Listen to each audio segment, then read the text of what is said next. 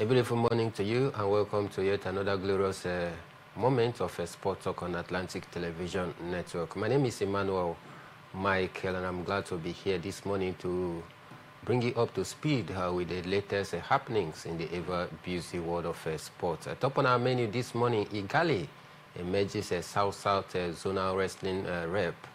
Of course, in the world of tennis, Carlos Alcaraz battle pass Rude secures a spot in Tokyo final. Coming in from the world of football, Chelsea takes a decision on Maresca's sack. Details of this and many more will be yours after this short time out.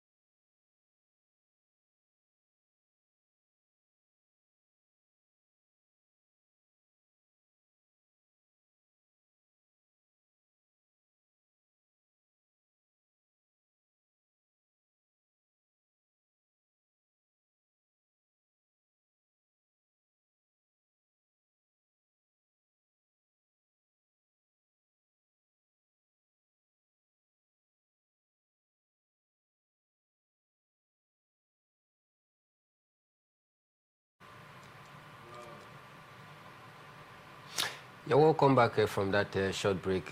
Here with me this morning to take a look at some of these interesting sporting stories that we have for you. Here is Austin Isaac. Austin, good morning and thanks for joining us this morning. Good morning to you.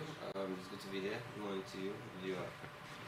All right, let's get started because the technical director of the Athletic Federation of Nigeria, AFN, Gabriel Okon, has enthused that athletics can strongly and favorably impact on the Nigerian sporting economy.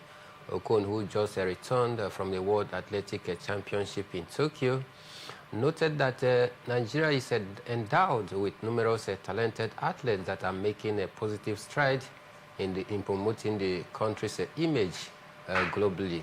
The former Nigerian international athlete therefore called on the National Sport Commission to take concrete steps in providing sufficient financial support for the development of these athletes.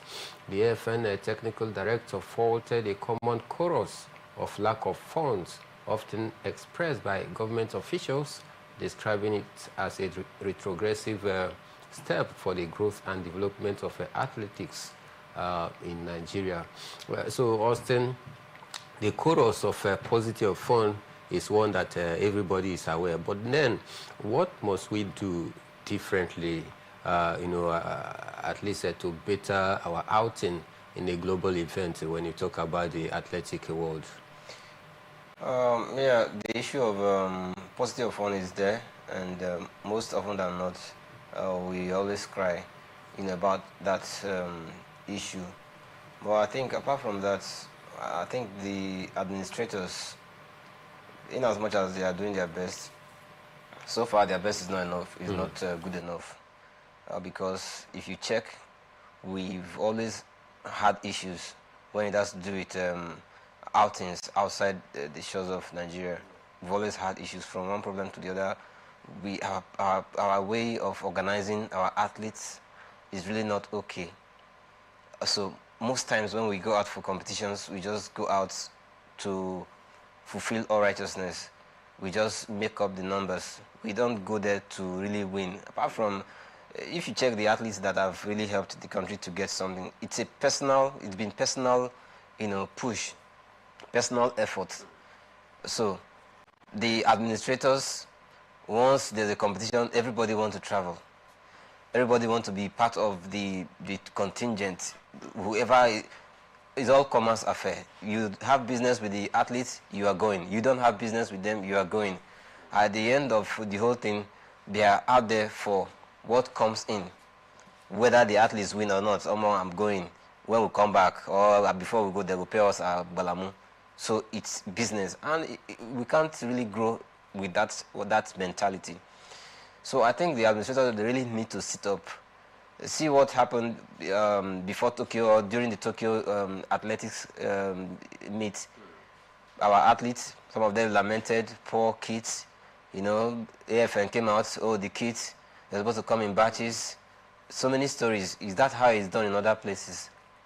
Why can't we organize ourselves? Why can't we put our things in place? Why is it that every time there's one thing or the other, tarnishing our image? So funds, I will not really say the problem is just fund, like I've said before. Positive fund is there. If you are a parent and you have a lot of children, every of the child need attention, so you will have to share what you have. That's the situation of the federation is the same everywhere. But the little fund that comes in, how is it managed? And then how do we organize ourselves? How do we carry ourselves? Let it not be that each time we want to go for an event, we just go there to make up the numbers, and then if we get one medal, it's okay. While the federation, the country, the federation will have spent a lot of millions, and then somebody is smiling to the bank while we don't have anything. So it's not good enough. Somebody suggested that the sporting sector have what we know as the consolidated trust fund. Special, not just for every year we say, okay, the sporting sector, these are their own budgetary allocation. Do you think that is a good idea to have a special, consolidated trust fund that sport can be, financed with, other than just waiting for every year we say, okay, this is the national budget and this is how much has been allocated to sports? If we want to have a trust fund for sports, it's not a bad idea. But you're a Nigerian, and we know how these things are done. Most times, huge amounts of money are budgeted for sporting events, sporting competitions, and then the athletes don't really get so much. Or prior to the events, prior to the competitions, the amount spent in developing the athletes or developing the players is not equivalent to what would have been quoted on papers. So there's a problem of honesty, So I won't really, having a trust fund, fantastic idea. So we don't have to cry that, there's no money, or the approval have not been granted, or the money came late. Before the money came, or the window for visa application had closed. All that kind of silly excuses won't be there.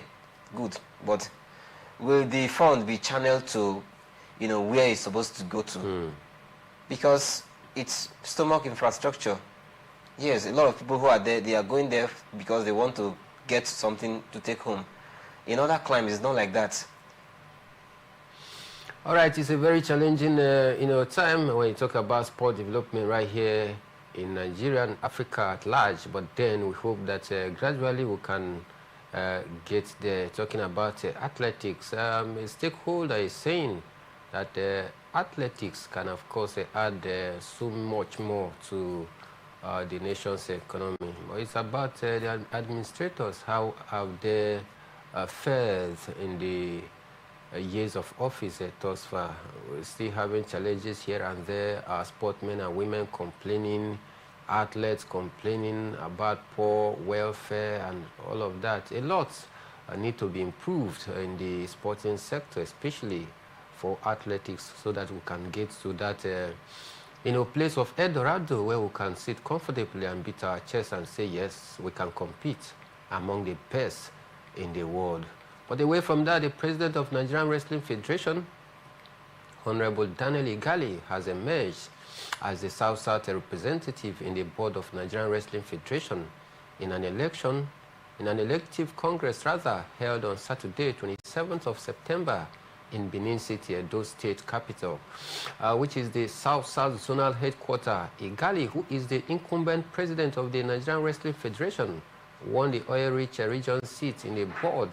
The world and Olympic champion will be joined by the current first vice president, Chris Anquila, and the new Nigerian Wrestling Federation board as a North Central Zone representative. Also, Nigeria's women national team wrestling coach, Purity Ako, emerged as Southwest Zonal representative, while Alhaji Habib Abubakar Umar as the Northwest Zonal representative, and coach Clement Jim secured the Southeast Zonal seat. Meanwhile, Alhaji Mustafa Bura emerged Northeast Zonal representative. Reacting to the various election in Saturday in Benin City, Honorable Daniel Igali described the peaceful and fair conduct of the zonal elections as heartwarming. So for Daniel Igali, he of course emerged the South-South zonal representative. I mean, this is very, very laudable because we've seen the changes he brought to the wrestling federation, and we need this kind of people to be able to steer the ship of activity to a better height. Yeah, no doubt. Daniel Igali has been doing well. He's reached the peak of wrestling. World champion. He's gone to the world stage and done it. So I think his fit is connected with his exposure and how far he has gone in the sport. Emerging president back then wasn't a surprise to me, but for this board members, I think I have a problem with this very one. Okay. He's the president of the Nigeria Wrestling Federation, and then now he's the South-South representative. Zonal rep.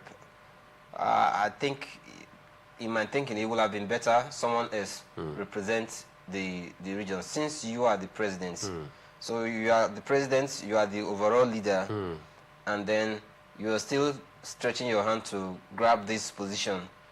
If the position has gone to someone else, I think it will have given room for more ideas, from the zone, because he's already the leader. Yeah. So why take the position?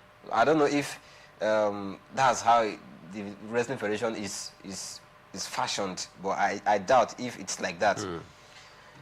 Otherwise, it's fantastic. If we had someone else, you are the president, you are there, you are the overall, then the board members are there with you. Someone still comes from your zone. It gives that room for inclusiveness, and then sharing of ideas too. But he chose to be the president. He chose to be a member representing South-South. Well, the deal is done, so I hope that it turns out good. But overall, what he's been doing in wrestling is not bad at all. He's doing well. He's doing well indeed, but then the idea of also holding the role of the South-South, the oil-rich region representative is another key sensitive idea that some are thinking that it could have been better, that another person man that very position. But then we see how it all, pans out. Away from that, Lagos State Governor Babajide Sanwo-Olu has extended an open invitation to residents and visitors to be part of the E1 Lagos Grand Prix, Africa's first all-electric power boat championship, scheduled to hold in Lagos from October 3rd to 5th. In a statement on his social media handle on Monday, Babajide Sanwo-Olu described the event as a historic moment for Lagos and a continent, noting that it reflects the city's drive for innovation, sustainability, and global recognition. So for esports, Lagos State is taking another giant stride. This is one sport that is not that popular to the African region, but then Lagos State become one of the first states to take that giant stride. What do you make of Lagos State in terms of sport development? Lagos over the years, they've been they've been coming very fast and thick. Before now it used to be Port Harcourt, River State, and Lagos. Then after some time, I think because of infrastructural decay or so, I can't really tell. It started going down. But now, if you check in the last 2-3 years, you see how Lagos is coming up. They brought up Lagos Marathon. They have their tennis event that they always organize, and recently we've been seeing even football games, national football games, taken to Lagos. So if you have infrastructure, sometimes it boosts, your participation and your hosting of events. Now, they are bringing this esports. They have to do it water and then using electric, boats to do that Grand Prix, more like the way we see in Formula One, and it's a good one. Sometimes I always say that what you have, you can make use of what you have. You can use what you have to, develop sports and consolidate on it. They have the water. So now they want to go into that angle, and it's not a bad idea at all. I feel other states can borrow relief from Lagos. Infrastructure-wise, they are now boosting. They are boosting. If you check in the last 24 months, you can see that some of the competitions have been shifted to Lagos. The Federation Cup male final was there. Female final too was there at Oniko. I was there. I witnessed the female final and so many other games that have been taken to Lagos. Even Ogun State too has started coming up. So other states, what are they doing? River State. When last did we have something that has to do with national in River State? Football, no major football event. Even our home team, Rivers United, they can't even play their home games, continental games in River State, in Port Harcourt here. They shifted to Uyo. So Lagos State, they are always making effort to be ahead. They want to, show the whole world that they have something in them, and it's working for them. Same with Delta State. If you check the National Sports Festival, National Youth Games, see how the level of participation of Delta State, it shows you that they are serious and they want to invest in sports. African countries like Morocco, Senegal, especially Morocco, if you check the last 4-5 years, their rate of improvement in sports, development is something else. True. And it's working for them. True. Check Qatar, the same thing too. Some of these Arab nations, Qatar, even where is this Saudi Arabia. So if you want to stay where you are, you won't even grow. What drives business is advert, for example. The day you stop doing advert, you're dead. So for Lagos State, what they're doing, fantastic, and I just wish other states can borrow relief from them. Just wish that other states can borrow relief from what Lagos State is doing. Meanwhile, the governor, Babajide Sanwo-Olu, added that the championship will provide an opportunity to showcase Lagos as a welcoming and dynamic city determined to embrace the future with confidence. Sanwo-Olu urged the public to secure tickets via www.e1lagos.com, stressing that the event will place both Lagos and Africa prominently on the global stage. Report has it that the promoters of the initiative stated that the E1 Grand Prix, the world first electric powerboat championship, will bring the planet fastest electric boat to Lagos water. So big step taken by Lagos State in terms of their drive for sports development. Let's talk a bit of Formula One on the show this morning, because Lewis Hamilton says he says that he made the hardest decision of his life to put Roscoe, his 12-year-old bulldog, to sleep. Roscoe died in Hamilton's arm on Sunday evening after being admitted to hospital with pneumonia last week. He had been has been in life support since Friday when Ferrari driver Hamilton missed a Formula One tire test in order to spend time with him. When put under sedative to perform checks, Roski heart stopped and he was placed in a coma. Announcing the news to his 40.8 million followers on Instagram, Hamilton said, and I quote, "After 4 days of life support, fighting with every bit of strength he had, I had to take the hardest decision of my life and say goodbye to Roski." So Hamilton paying tribute to his dead dog, a dog that he has stayed with for the last 12 years. So what a special moment to note that sportsmen and women, they cherish pets so much. I mean, it looks as though he adds some more liveliness to them whenever they are with some of these pets. I can mention names of sportsmen and women that are also very fond of having dogs.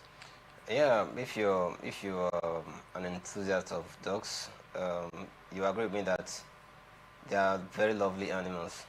I think among all the animals, for me, it's number one is dogs, because I can tell you that you can trust a dog more than you can trust a human being. Yeah, a dog will never betray you, but the human being can betray you.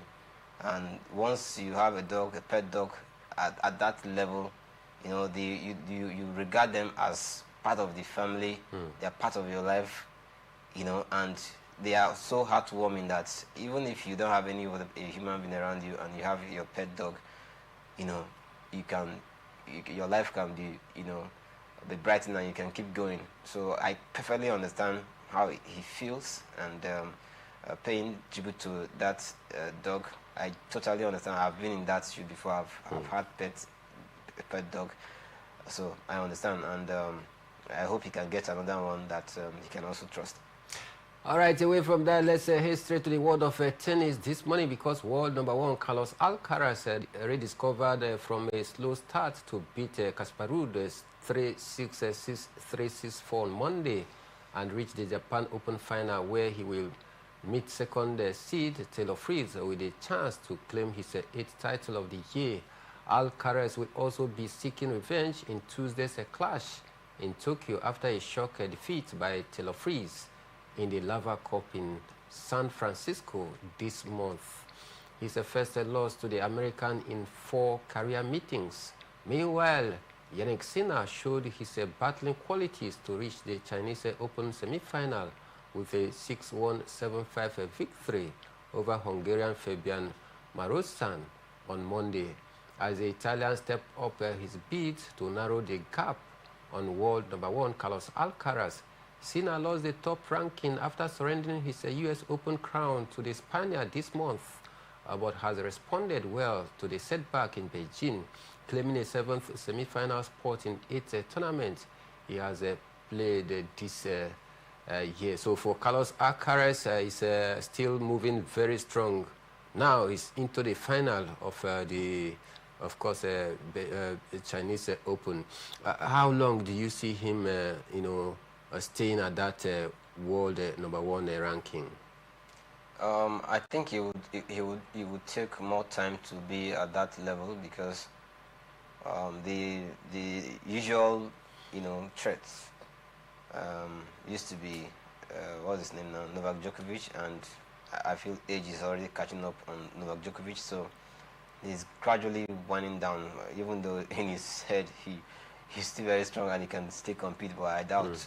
So Alcaraz for me is the future of tennis, and it's been a long time. I actually expected him to get to this level of world number one and then staying there. One of the guys I actually vouched for back then used to be this guy from Germany, Alexander Zverev. But somehow Zverev didn't really live up to that expectation. Then we had one African that used to try a bit from South Africa, Kevin Anderson, to see if we, the Africans, can have something to brag about, but he didn't. Female player too, Ons Jabeur from Tunisia. No way. Ons Jabeur, her situation has been very, very pathetic. She gets to the final, and then when you think she'll get it, So for Alcaraz, he's doing well, and I feel he will stay a bit long at that world number one. The guys who will have given him some form of stress will have been the Kasparov, the Sina, but somehow he manages to meander away and get his victory. Now he's in the final of the Tokyo Open. I hope that he can get this one right, and I think it could just be another trophy for him. Moving on, Emma Raducanu again failed to take a 3-match point as she was beaten 6-3, 6-7, 6-love by Jessica Pegula in a hard fourth last 32 tie at the China Open. The British number one, who lost to Barbara Krejcikova in similar fashion earlier this month, faded in a match that lasted 2 hours and 21 minutes. Meanwhile, fellow Briton Sona Cattell advanced to the round of 16 after beating Maya Joint in Beijing. Raducanu, ranked 32 in the world, took the first set against world number 7 Pegula before both players wrestled for control in the second. The usual composed American giving a shot of a frustration and throwing her rackets to the floor in fifth game. Pegula went on to save a 2 break point before dramatic tie break, in which she saved a 3-match point, 2 with a backhand winners, and then Raducanu's serve, the dominant, was good enough for her to, go through in that very one. Still talking tennis on the show this morning, 6-time Grand Slam champion Iga Swiatek says she might have to miss mandatory tournament to protect her health following a string of injuries among players at the China Open. The world number 2 from Poland reached the last 16 in Beijing after her Colombian opponent Camila Osorio retired hot before the second set, with Swiatek winning the first set 6-love. That was one of the 5 matches not to be played to finish in China on Monday, with Louis Boyson and Zheng Qin also suffering injuries on court, while Lorenzo Musetti and Jacob Mensik retired from their matches in the men's tournament starting last year. The Women's Tennis Association, that is the WTA, made it mandatory for top players to participate in each Grand Slam 10 WTA 1000 events, including Beijing, and 6 500 level tournaments. But Swiatek, 24, warned she may have to take breaks to protect her health. So many games are coming for the players. This has resulted to so much injuries that most of the players can't even finish their game. They will now, bow out because of injury, inability to continue. So Swiatek, she's contemplating of breaking the rules that compel them to, play in the 1,500, event. But then we just see how the WTA can, of course, amend their calendar and see how to accommodate some of these players' health challenges, because the injuries is becoming enormous for the players. A lot of complaints by the key actors. But then this is where we take a quick break from the non-footballing stories. When we are back in the second lap of the show, we'll take you through the round of, the world of the round leader games. Don't go anywhere, because we'll be back in a jiffy.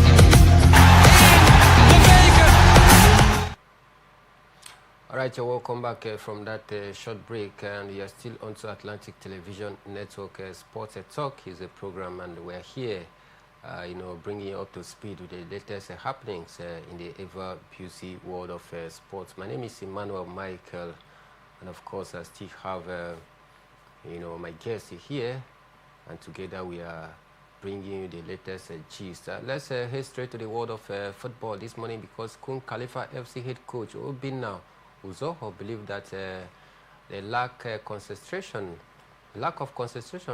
was responsible for his team's defeat to Barao FC. The Were-based club suffered a 3-1 defeat against the Malia boys at the Enyimba Stadium in Aba on Sunday.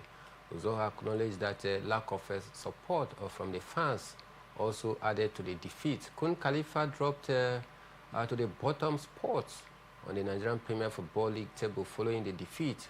We take on Niger Tornadoes next in March Day 7 in the Nigerian Premier Football League fixture. So for Kun Khalifa, life has been very difficult for them in the top flight division. They are now rock bottom. They have failed to win a single game since the start of the season. Do you see them staying afloat in the Nigerian Premier Football League, or you see them going back to relegation? Well, they are starting very badly, so that's where the problem is going to be. In sports, if you start badly, it will affect you. But if you start, even if you're coming to a new league and somehow you manage to draw some games, you lose, at the end of the day you manage to win one or two in between, you'll find out that maybe you could end somewhere around maybe second to last or third to last on the table, but you just you will not go on relegation. I mean, maybe just escaping the drop. But if you start like this, you're losing back to back to back. It means that you're already heading for, your exit. It's usually not easy for a team to come from wherever league and then come to the MPFL, because MPFL is the elite. The best are there. So you have to fight really hard, and I think they don't have their home ground. They are from Owerri. They are an Owerri-based club, but they play in Aba. So there's that mental, psychological effect it has on a team when you are not playing at home. If you are playing at home, this is your city. You are in your city. Your fans will come, even if the stadium is not full. At least you know that you are home. But they have to travel to Aba. I'm not talking about fatigue now. That your home is not, once it's not your home, it's not your home. So maybe all that will have added, and like the coach is saying that the fans, exactly what I'm saying, I think that's what he has said too. If you are at home, you have your fans, but if you are not at home, you will have your fans. Let them just keep grinding. It's still early days as far as the league is concerned. If they can still try and get some draws, they manage to squeeze in one or two wins here and there, they could just escape the drop. We see how he pounds out for the newly promoted side. Moving on, Nasarawa United head coach Mbawa Magut says it is important for his team, for his players to keep their feet on the ground despite their impressive start to the season. A solid Miners moved to top position on the Nigerian Premier Football League table following their 2-0 home win over Katsina United in a match day 6 fixtures on Sunday.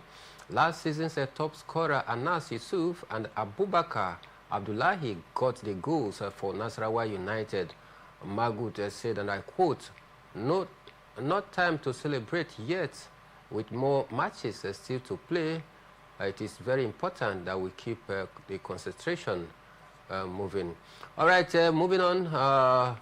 Let's talk about Kwara United, because Kwara United have apologized to their fans following the team's early ouster from the CAF Confederations Cup. The Harmony Boys, as they are popularly called, lost 1-0 to Ghana's Asante Kotoko in the second leg of their preliminary round tie at the MKO Abiola Sport Arena in Abeokuta on Sunday. Hubert Yulu scored a decisive goal for the Porcupines Warriors in the 53rd minute. Tunde Sani's side exited the competition 5-3 on aggregate. Chairman of the club, Kumbi Titilayo, described the early exit as painful and regrettable. Kwara United will now shift their attention to the domestic campaign. So for Kwara United, they've come out to issue an open apology to their fans for the early exit of the club in the CAF Confederations Cup. Their exit, was it boiled down to lack of experience, or you think they didn't just do enough? After going away from home, all right, to score 3 goals because they lost away from home, 4 goals to 3. There was this excitement and belief that if they come back home, at least a goal would have done the job, but then they failed to score a goal back home here. Is that, I mean, will you attribute that to lack of experience, or is it just that they were not good enough? Well, you know, the continental terrain, when you're talking about the continental terrain, experience also counts. You know, experience from the players, experience from the coach will count too. If you have gone out to win 4-3, it means that the opponents were able to score in their own home ground. And so coming back, it would have just been, even if they had forced a draw, it would have made more sense at least, you know, but they couldn't. And that's why I feel experience would have also played a part in this defeat, because it looked like they had already gotten 50% of the job done. But see how it happened. So I really feel bad for them, because we've been clamoring for more slots in the continental, you know, terrain. So when we don't do well, when our clubs keep, you know, exiting at the early stages of, you know, competitions, it will tell on us going forward. The same thing happened to Abia Warriors too. They, you know, they couldn't get it right, you know, and I feel bad for, you know, our teams, but thank God we still have 2 teams who, you know, could push the flag for us. All right, moving on, Les Angles have blamed officiating for their defeat to Rivers United in the CAF Champions League first round, second leg clash in Uyo over the weekend. The Samurai suffered a 1-0 loss to the Pride of Rivers at the Gosla Pabio International Stadium on Sunday. Defender Stephen Mayo grabbed a goal for Rivers United. The Democratic Republic of Congo side exited the competition 1-0 on aggregate. Meanwhile, Les Angles say that the players fought with determination but were let down by controversial officiating by the center ref. Rivers United will now do battle with Mozambican side Black Bulls in the second round of the CAF Champions League. So is this more like, you know, a bad loser who will always find an excuse somewhere to blame officials or for the officiating that led to their ouster? I think that there is an atom of truth in what he's saying. Well, I watched that game. I wasn't in New York, so I won't be able to say if his accusations are correct or not. But then coaches world over will always complain about officiating. So the onus now is on the officials to be just. There's a way you officiate a game, and everybody will know that, okay, this official is straightforward. When you need to issue the cards, you issue the cards. If the calls are not needed, you don't do that. So if he's really serious about what he's saying, I'm sure he can do a petition. But if he doesn't, then it will just be a mere excuse, at least to hide his face, because most of these other African teams, they just feel Nigerian teams are not good enough. So whenever they meet, they can just beat us. So when they get a defeat, it's usually very, very painful, and then they feel they can just come up with any excuse. I'm not saying that he's just making up this story, but I didn't see the game once again. If it has happened that way, officials, the organizers can look into that. Otherwise, it will just be a mere complaint. All right, moving on, the Nigerian Football Federation, NFF, on Monday confirmed the Super Eagles will take on Venezuela and Colombia in an international friendly matches. You know, come November 2025, the 2 fixtures will be played in the United States of America. Nigeria will be up against Venezuela at the Shell Stadium in Houston, Texas on Friday, 14th November 2025.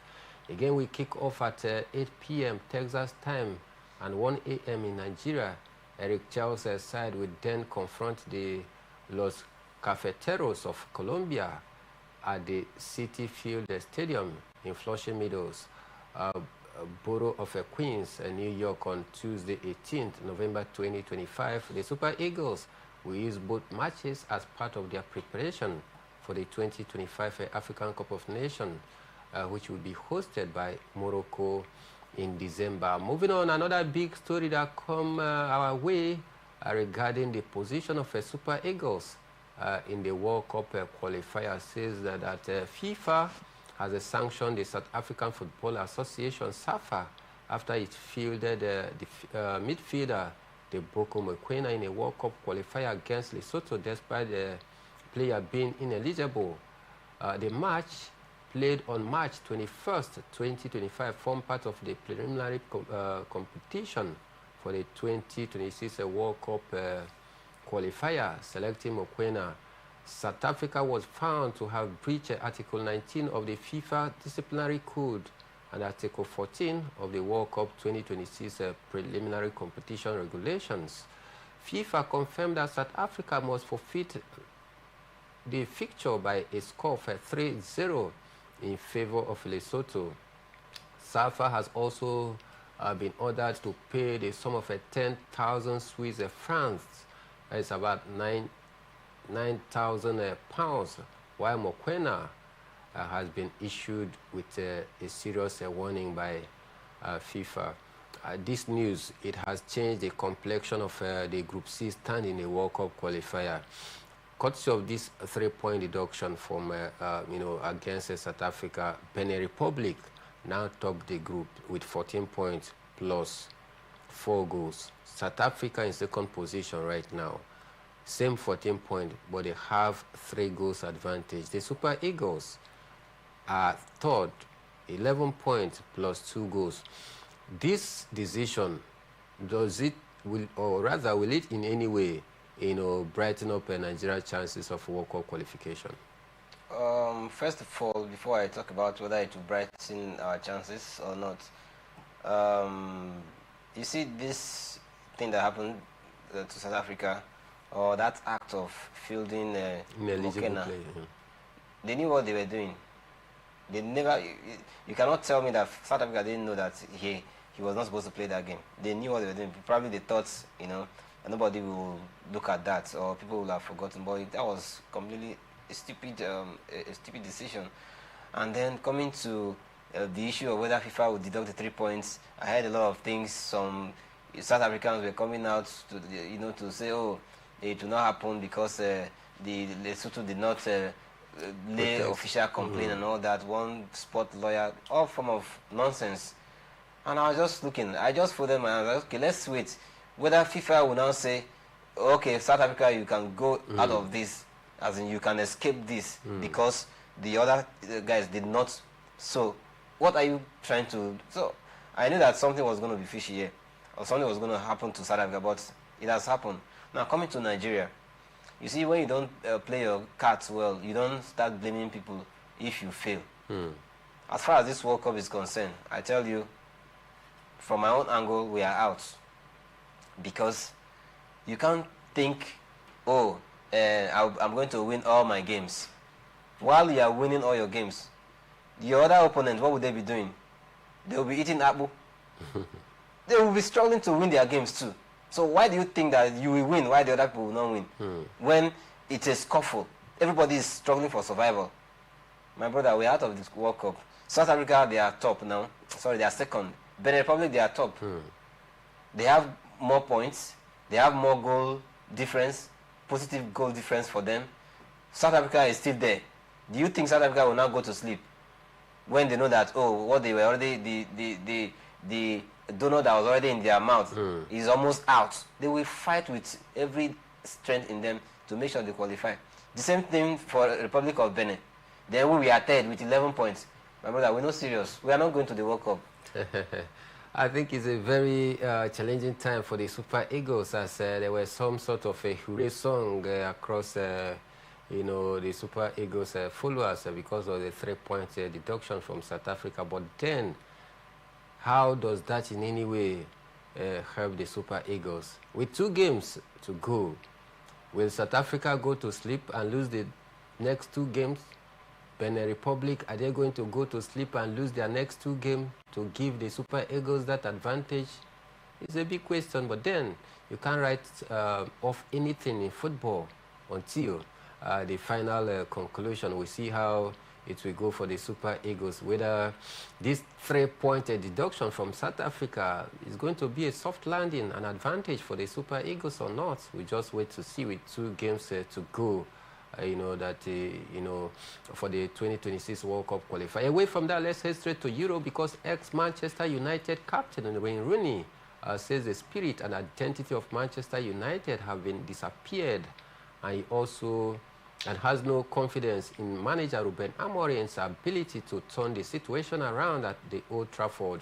Speaking on the latest episode of the Wayne Rooney Show on BBC Sound, United all-time leading goal scorer described the club as broken and admitted he now attend matches expecting them to lose. According to BBC Sport on Monday, Manchester United 3-1 defeat at Brentford on Saturday meant they have collected just 34 points from Amorim's 33 league games in charge and have still to win a successive matches. The club has said to remain supportive of their head coach Ruben Amorim despite damaging loss, which left them 14th in the English Premier League table.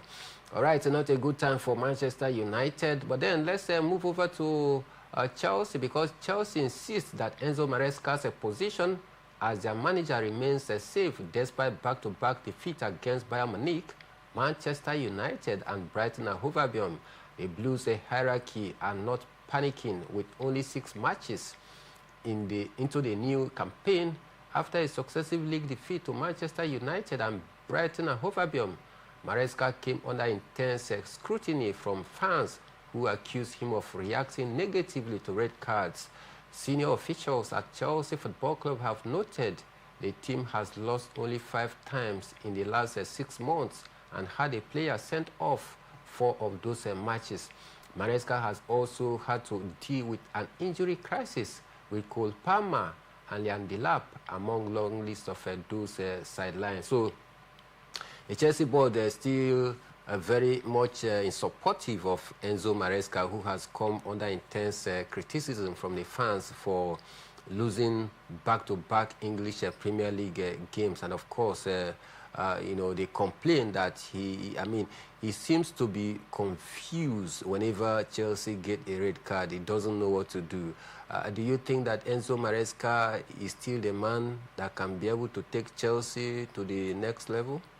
Well, it's a really it's a complex situation for Chelsea, even for Manchester United too, because these are big clubs. These are clubs that they have pedigree, they have culture, they have the fans. So when you're not doing well, it becomes mind-boggling. For Enzo Maresca, yeah, anybody would want to say that, oh, he's confused, doesn't really know what he's doing.